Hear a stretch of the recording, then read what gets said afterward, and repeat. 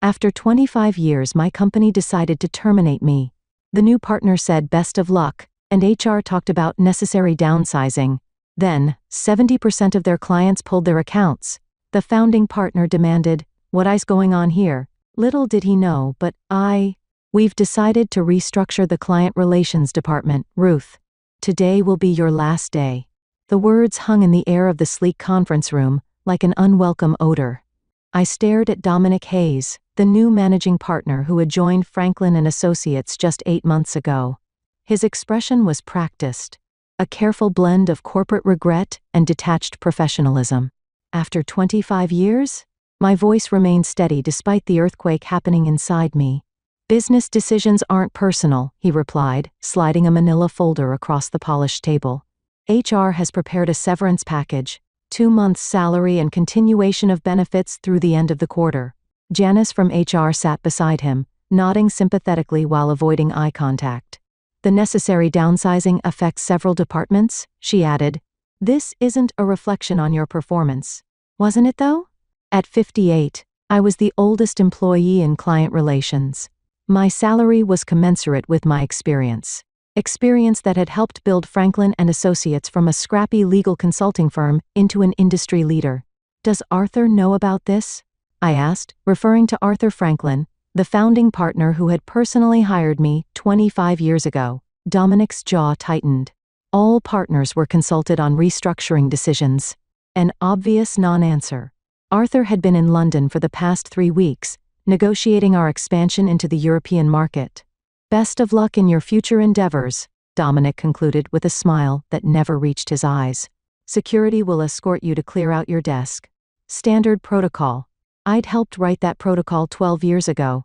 My name is Ruth Pearson, and until 10 minutes ago I was the Senior Director of Client Relations at Franklin and Associates, one of Boston's premier legal consulting firms. I devoted my career to building relationships with our clients, understanding their needs, anticipating their concerns, and ensuring they felt valued beyond the billable hours. In an industry where firms were often seen as interchangeable, I'd made sure our clients saw us as irreplaceable. Now I was being discarded like an outdated policy manual with nothing but a manila folder and platitudes to show for a quarter-century of dedication. As the security guard hovered awkwardly by my desk, I methodically packed my personal items. Photos with clients at charity galas, thank you notes from the Chambers family after we helped them navigate a complex corporate restructuring, the crystal paperweight Arthur had given me on my 20th work anniversary. My phone buzzed a text from Catherine Winters, CEO of Winters Healthcare, our largest client. "Ruth heard troubling rumors about changes at FNA. Our quarterly review is next week. Call me ASAP." I looked up to see Dominic watching from his office already on the phone, no doubt spinning damage control. What he didn't know, what none of them seemed to understand, was that client relationships couldn't be transferred in a memo or reassigned in a database. They were built on trust, consistency, and personal connection, and I had just been severed from 25 years' worth of those connections. I joined Franklin and Associates in 1998 when we occupied half a floor in a modest office building and had exactly 17 clients. Arthur Franklin was 42 then, bursting with ambition and determined to create a different kind of consulting firm. One where client satisfaction genuinely mattered more than billable hours. "Numbers are the language of business," Ruth he'd told me during my interview, "but relationships are its heart. Anyone can crunch numbers. Not everyone can build trust." Over the years, I'd embodied that philosophy. While others chased promotions through high-profile projects and office politics, I focused on becoming indispensable to our clients. I remembered their children's names and college choices. I knew which clients wanted detailed technical explanations and which preferred big-picture summaries. I tracked company milestones, leadership changes, and strategic pivots so we could anticipate their needs rather than merely respond to them. "You're the relationship architect," Arthur had said at my 20th anniversary celebration. "You've built the foundation that supports everything we do." The firm had grown steadily under Arthur's leadership, but things began to change 2 years ago when we took on outside investors to fuel expansion. New partners joined the leadership team, bringing Harvard MBAs and strategic visions that increasingly prioritized efficiency metrics over client experience. Dominic Hayes, with his slick presentations and ruthless focus on the bottom line, had been the most aggressive of these additions. Since his arrival, employee turnover had increased by 40%. The unofficial motto had shifted from Arthur's clients first to Dominic's maximum value extraction. I'd voiced concerns during executive meetings, pointing out that our client retention rates were beginning to slip. We're sacrificing long-term stability for short-term gains, I'd argued. The market is changing, Ruth. Dominic had responded dismissively. We need to adapt or die. Some of our legacy processes are frankly outdated. I'd noticed my gradual exclusion from strategic discussions over the past 6 months. Meeting invitations stopped arriving. Email threads omitted my address. Younger team members were assigned to key client accounts as secondary contacts without my consultation. Still, I'd assumed my institutional knowledge and client relationships would protect me. After all, I managed relationships with clients who represented over 60% of our annual revenue. Catherine Winters alone brought in nearly $4 million yearly and had explicitly stated in her last contract renewal that she wanted me as her primary contact. Recently, though, I'd sensed something more ominous brewing. Last week, I'd overheard Dominic on the phone. The restructuring gives us an opportunity to trim the legacy fat. Their retirement plans would cost us millions in the long run. I should have seen it coming. But after 25 years, I'd made the mistake of thinking loyalty still counted for something. The humiliation of being escorted from the building like a security threat still burned 3 days later. I sat in my apartment surrounded by job search websites and unanswered texts from colleagues. My LinkedIn profile had exploded with views. Nothing like a sudden termination to make you temporarily interesting. My landline rang, a rare occurrence these days. I almost let it go to voicemail until I recognized the number. Hello? Ruth. It's Arthur. His familiar British accent was tighter than usual. I just landed from London and heard the news. This wasn't authorized by me. A complicated wave of emotions crashed over me. Relief that Arthur hadn't approved my termination, anger that it had happened anyway, and a lingering sense of betrayal that he hadn't protected me despite our history. Well, it happened regardless, I replied, keeping my voice neutral. Dominic said all partners were consulted. I was deliberately sidelined, Arthur said, his frustration evident. They waited until I was overseas dealing with the EU regulatory issues. The executive committee pushed it through on an emergency approval basis, citing immediate necessity to improve quarterly projections before our investor meeting. 25 years, Arthur. I deserved better than a 10-minute meeting and a security escort. You deserved much better, he agreed. I want to make this right. What if I bring you back? We can call it a misunderstanding, a communication error. It's not that simple, I interrupted. Dominic made it crystal clear that I'm considered dispensable. Legacy fat was the term I heard him use. The silence on the other end told me Arthur understood the significance of what I was saying. In the corporate world, being undermined by leadership was a death sentence to effectiveness. There was no coming back from that. Not really. I'm sorry, Ruth. Truly. This company was built on the relationships you nurtured. And how are those relationships being maintained now that I'm gone? I asked. Another pause. Dominic assigned your accounts to the junior partners. Melissa Bennett is handling Winters Healthcare. I couldn't suppress a dry laugh. Catherine Winters had openly clashed with Melissa during a strategy session last year, finding her approach too aggressive and impersonal. Good luck with that.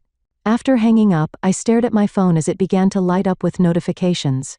Clients were reaching out, not just Catherine, but Douglas from Archer Pharmaceuticals, Belinda from Summit Financial, the entire executive team at Westridge Manufacturing. Word was spreading about my departure. I hadn't reached out to any of them. I was too professional to badmouth my former employer regardless of how they'd treated me. But clients talk to each other. They belong to the same industry groups, sit on the same boards, attend the same conferences. My doorbell rang. A courier handed me a thick envelope. Inside was a formal letter from Catherine Goldstein, the most sought-after headhunter in Boston's consulting world, along with a handwritten note. Heard what happened at FNA. Several firms would value your client portfolio. Dinner tomorrow?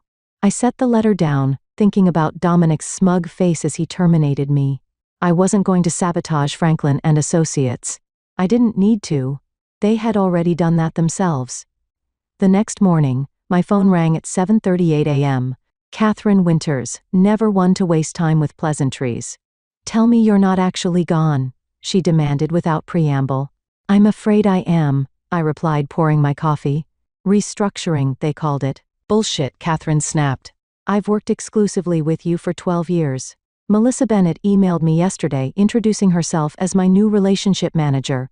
That girl tried to explain my own business model to me last year. I chose my words carefully. Franklin and Associates is making strategic changes. I'm sure they believe they're acting in the best interest of their clients. Don't give me the corporate line, Ruth. We've known each other too long. Catherine paused. Where are you going next? I haven't decided yet. Well, decide quickly. Our contract with F&A is up for renewal in 60 days. I'd prefer to follow you. This was the moment I should have said something reassuring about Franklin and Associates, about the quality of their work remaining consistent despite personnel changes. That's what professionalism dictated. Instead, I said, I appreciate your confidence, Catherine. Let me explore my options and get back to you. By noon, I'd received similar calls from 5 other major clients. By dinner time, that number had risen to 11. I hadn't solicited any of them. I hadn't needed to. Catherine Goldstein met me at an upscale restaurant in Back Bay, her sharp eyes assessing me over reading glasses. You're the talk of the industry right now, she said after ordering. Dominic Hayes made a catastrophic mistake. Perhaps, I said non-committally. She laughed. Always diplomatic. That's part of your appeal. She slid a folder across the table. 3 firms want to meet with you. 2 are creating a special position specifically to bring you and your client relationships on board. I glanced at the compensation figures and nearly choked on my water. They were offering almost double my previous salary. They're not just paying for your expertise, Catherine explained, reading my expression. They're paying for your little black book. The irony wasn't lost on me.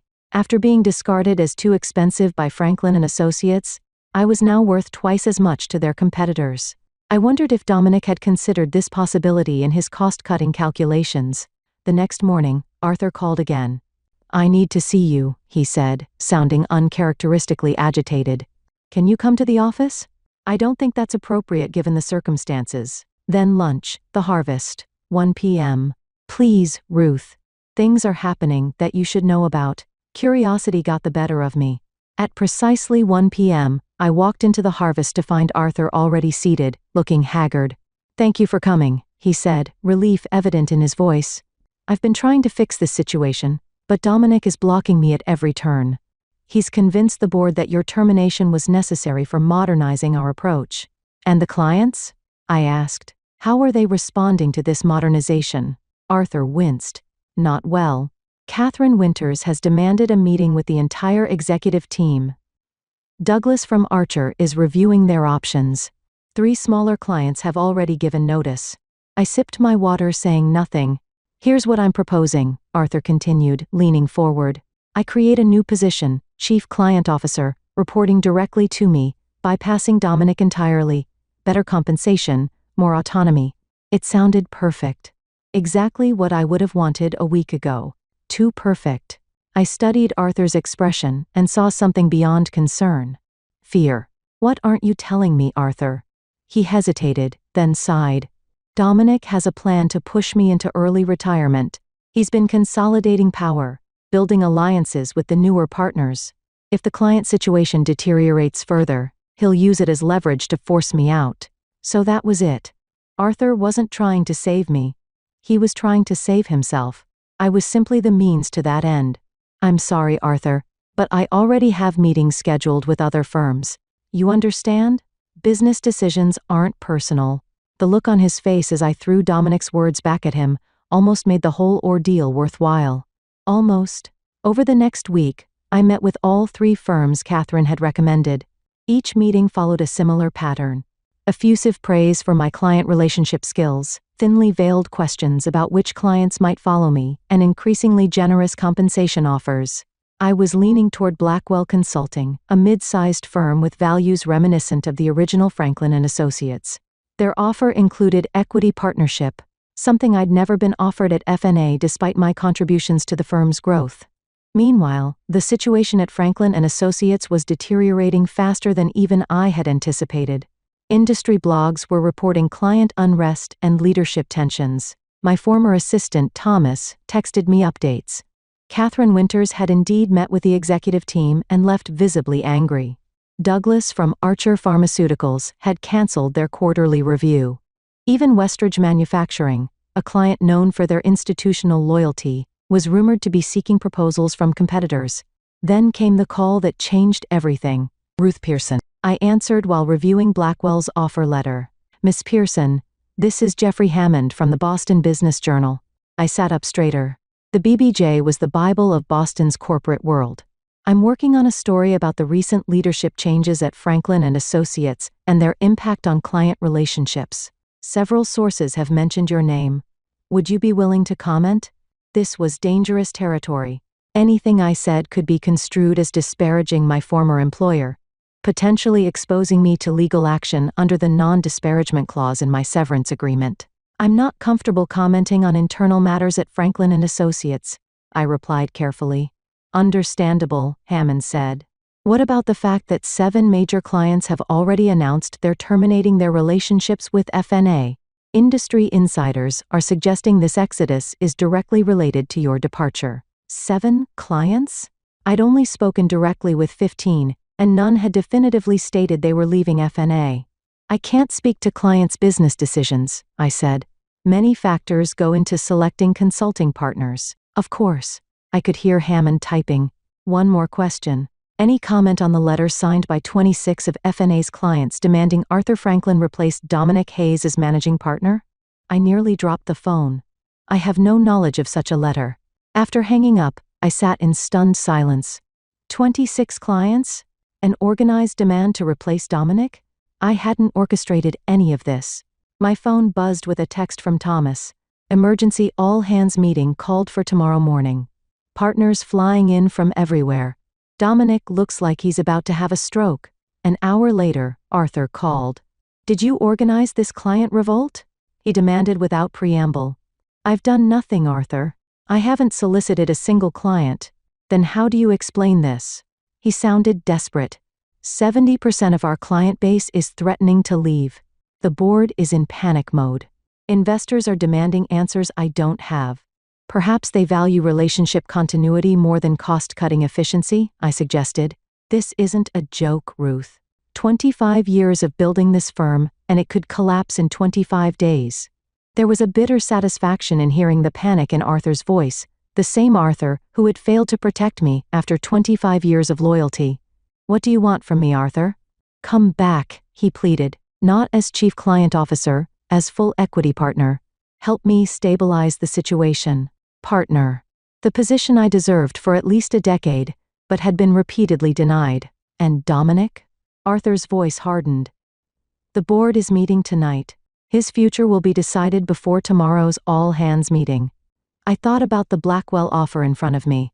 Partnership there would be comfortable, lucrative, and far less complicated than returning to FNA. But I'd built those client relationships over 25 years. They were, in many ways, my life's work. I need to think about it, I said finally. I'll give you my answer in the morning. Sleep eluded me that night. I paced my apartment, weighing my options while the digital clock ticked toward morning. Returning to Franklin and Associates would mean facing the colleagues who had watched my humiliating exit in silence. It would mean navigating the political aftermath of Dominic's apparent downfall, a downfall I hadn't engineered, but would certainly be blamed for. The firm's culture had been deteriorating for years. One leadership change wouldn't fix that overnight. On the other hand, Blackwell offered a fresh start. New colleagues, new culture, new opportunities. The compensation and partnership were generous. I could bring willing clients with me and build something vibrant. By 6 a.m. I'd made my decision. I called Catherine Goldstein, knowing she'd be awake. I'm going with Blackwell, I told her. Smart choice, she replied. I'll let them know. They'll be thrilled. There's something else I need from them, I added, explaining my condition. Catherine listened, then laughed. Ruthless, Ruth. I love it. I'll present it to them this morning. At 8:45 a.m., I walked into Franklin and Associates for the first time since my termination. The receptionist's eyes widened. Miss Pearson, are you here for the all-hands meeting? I am. Arthur is expecting me. The conference room was packed when I arrived. Partners who normally attended virtually had flown in from across the country. Junior staff crowded along the walls. Arthur stood at the front, flanked by board members. Dominic was conspicuously absent. A hush fell over the room as I entered. Arthur's relief was visible from across the room. "Thank you all for coming," he began. "As you know, we're facing unprecedented client concerns following recent staffing decisions." His eyes flickered to me. "I'm pleased to announce that Ruth Pearson has agreed to return to Franklin and Associates as a full equity partner, leading our newly formed client relations division." Murmurs spread through the crowd. Arthur raised his hand for silence. "Additionally, the board has unanimously voted to remove Dominic Hayes as managing partner, effective immediately." His approach was ultimately deemed inconsistent with our firm's values and client commitment. The atmosphere in the room was electric. Shock, relief, and uncertainty mingling almost visibly in the air. "Ruth, would you like to say a few words?" Arthur gestured me forward. As I took my place at the front of the room, I saw Thomas give me a subtle thumbs up from the back wall. I surveyed the faces before me. Some hopeful, some wary, all attentive. "Thank you, Arthur. I appreciate the offer to return as partner," I began. "However, I must clarify something important. I'm not coming back to Franklin and Associates." Arthur's face froze in confusion. Several board members exchanged alarmed glances. Instead, I continued calmly. "I'm pleased to announce that I've accepted a partnership position at Blackwell Consulting, which has just completed acquisition negotiations with Horizon Capital to purchase a controlling interest in Franklin and Associates." The room erupted in shocked exclamations. Arthur looked as though he'd been struck. "The transition will begin next week," I continued once the noise subsided. "Blackwell has assured me they value the institutional knowledge and client relationships built here. There are no plans for mass layoffs or restructuring unless, of course, they're deemed necessary for efficiency." Arthur stepped forward. "Ruth, what have you done?" "I haven't done anything, Arthur. Blackwell has been seeking to expand their Boston presence for years. Horizon Capital, as majority shareholder in FNA, was happy to consider their offer, especially given recent client instability. It's just business after all. Nothing personal." As the implications sank in, I saw the dawning realization in Arthur's eyes. He had failed to protect me when it mattered. He had allowed loyalty to be sacrificed for short-term gains. Now, facing his own obsolescence, he understood the true cost of those decisions. The meeting dissolved into chaos as I walked out head high. My phone buzzed with a text from Catherine Winters. "Just heard the news. Dinner tonight to discuss Winters Healthcare's future with Blackwell Franklin?" I smiled as I stepped into the elevator. I hadn't sought revenge, but justice had found its way to me nonetheless. The Boston Business Journal broke the story the next morning. Consulting shakeup. Blackwell acquires Franklin and Associates after client exodus. The article detailed how the departure of a key senior executive had triggered an unprecedented client revolt, destabilizing the firm enough to make the acquisition possible. My name appeared only once, buried in the 15th paragraph. "Ruth Pearson, former Senior Director of Client Relations, has accepted a partnership at Blackwell and will oversee the integration of Franklin and Associates client portfolios."